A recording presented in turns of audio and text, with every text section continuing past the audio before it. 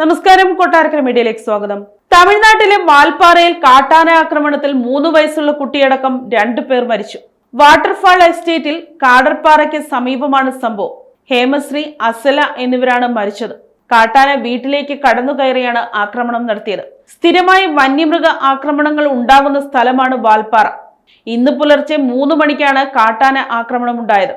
വീടിന്റെ മുൻവാതിൽ പൊളിച്ച് കാട്ടാന അകത്തു കയറുകയായിരുന്നു.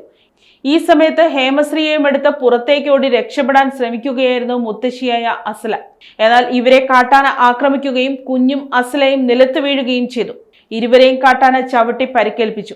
ഇരുവർക്കും ഗുരുതരമായി പരിക്കേറ്റിരുന്നു. കുഞ്ഞ് സംഭവ സ്ഥലത്ത് വെച്ച് തന്നെ മരിച്ചു.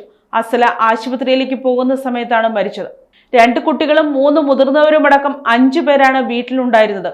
ഈ വീട് ഒറ്റപ്പെട്ട സ്ഥലത്താണ് ഉള്ളത്.